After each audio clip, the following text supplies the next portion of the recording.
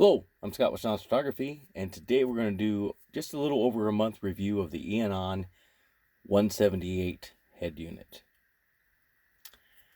Now, I've tested it on long runs, short runs. I've had no issues with this unit at all. Now, some people, I can't say for everyone, might find some quirks. I haven't found any quirks, so I'm doing fine with this unit. Every time someone sees this unit, they're like, well, you have a tablet in your car. And I say, no, it's not a tablet. It's an actual car stereo. But it looks like a tablet.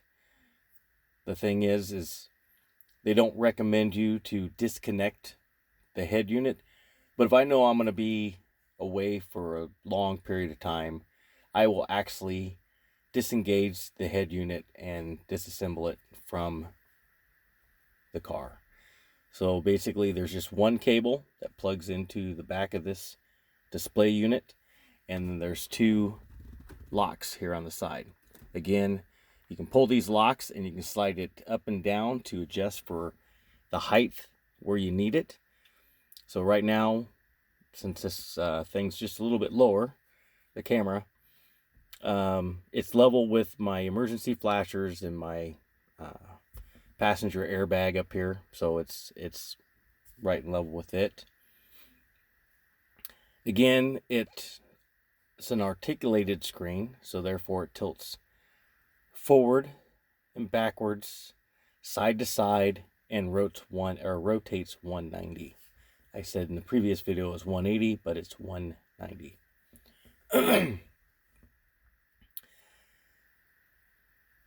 I have not found any of the apps that I use to have any issues on this unit.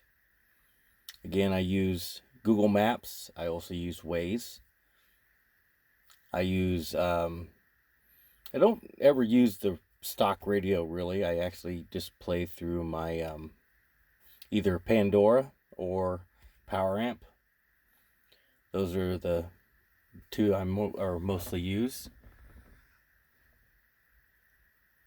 I've never drove down the road watching Netflix, but it will play Netflix going down the road. Again, I use the Car Web Guru launcher when I'm driving, so it looks like this. So I have a compass, Google Maps. I still haven't figured out how to get that to go into maps yet, so maybe someone out there will tell me. There's your miles per hour, here's your time, and here's the emblem that is for the Ford. Now you can custom set your emblem in the center if you want to. This one right now is just set to Ford. Again, here's my phone functions, internet, music player here. So this one here will change after I click this button.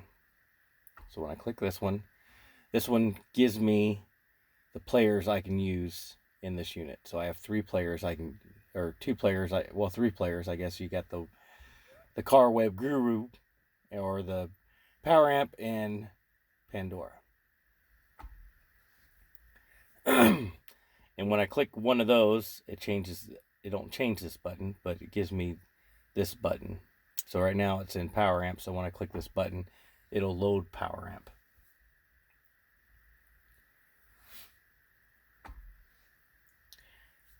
Here's a Netflix. This is telling me my internet, the power of my internet, the radio, left and scan or fast forward and rewind, or next song, whatever you want to call it. Your play button and your volume controls up here, and this gives you where the volume is basically set right here, and this little bar goes around there. If I want to just not see this display when I'm driving, I can click this, and it just gives me a time, black screen, basically what I call it. Let's go back to home. Now, when I drive down the road, when the stereo's going, I don't notice it. But as if I tap it, you can kind of hear like that little springy sound. If I wasn't playing the stereo, sometimes you can hear that move, and it'll make that little tingy sound. Easy connect. Again, it's very simple and easy. It works. I don't normally use it. I usually just use the hotspot in my phone and when I'm driving down the road. And that way, it's just everything's on this screen. Again, you can pretty much put any app in here that you want, as long as it's compatible for it.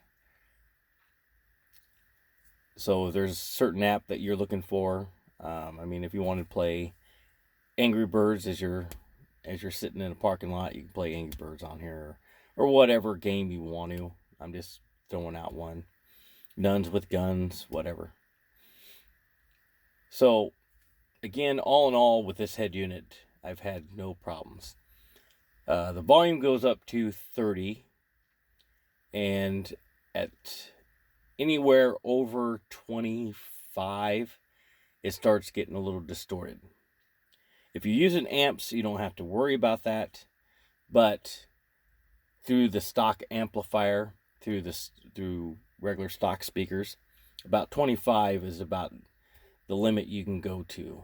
I normally find myself listening to this unit probably right around 10, 15, somewhere in that volume range, and it sounds great. When I'm driving down the road at 15, the subwoofers in the back, I mean, this car is shaking. So that's one thing that people look is, you're driving a Ford Transit Connect 2011, and it's funny that this little van is just thumping when it's going down the road, when most of the time these are used for a cargo type of vehicle. I use mine for hauling my camera gear, and it's a place for the model to get dressed, stuff like that. And it's nice that we can listen to music when we're out on location and when we're doing a shoot, and when there's images I want to set a pose or something, I can set my images up on this, and then we can just scan through that as she's driving down. While we're driving to location, she can scan through them and it basically show what poses I would like when we get to the location and what kind of look I'm trying to get from that shoot. The dash cam works very well. The recorder on here, again, I'm using the Eonon camera, since I didn't want to pull that camera out and put a different one in. I'm just using the Eonon. Plugs in USB to the back, and it works flawlessly. I don't have any issues with it. It's not extremely high depth, but you don't need a lot of times that when you're recording an accident. Yes, I can view license plates with it if I wanted to zoom in on it using software, just not basically on this unit. It looks all crystal clear on here. Then when you get to the computer, it's 720 or 1080p. I don't one of those resolutions. I really don't remember. But you can view the license plates on the computer, but it's a little grainier than what it looks like on this system here. Again, one of the drawbacks is I wish they did have a independent subwoofer control system like the Eonon, which this one doesn't. I still have not got the function to do split screens on this yet. So hopefully somewhere down the line that'll be enabled or something. Again, I probably wouldn't use it very much, but it would be nice to have on this unit. All in all, So far, this head unit has met my expectations for a head unit. Again, there's other ones out there that the Tesla style, what they call the Tesla style, that actually when you rotate it 90 degrees, the whole screen rotates 90 degrees. That's a 12.9 inch screen. And this one here again is only a 10.1. Do I need that? Well, maybe that's something you might want. But do I need it? No. Again, it's just a car unit for me, where I'm not an audio-based person or anything like that. I do have, again, subwoofers and amps, but that's just for my listening view. I'm not one of those people that have to have the component speakers in the driver's side doors and stuff like that. I don't have none of that. Basically, I'm running 6x9s. My rear speakers are 6x9s, and my front ones are, I think, 5.5 three-ways up in the front for the front speakers. And again, it sounds great to me, so as long as it sounds good to me, I care less what it sounds like to anyone else. So the amplifier is limited to a certain volume before it starts to distort really bad. And again, I find that it depends on the song too. If it's a low volume song, you can push it all the way to 30. But most of my songs are leveled, so they're basically all the same volume level. And so about 26 is basically where you start hearing distortion. Again, I have no issues with the unit. It's performing flawlessly for me. The phone calls that come through sound perfectly fine. They said the person on the other side sounds like it says I'm just talking through my regular phone. Again, if you want to rotate this screen and keep it rotated, you might want to get an app that actually allows you to fix the rotation of your screen, which again, this one does not have a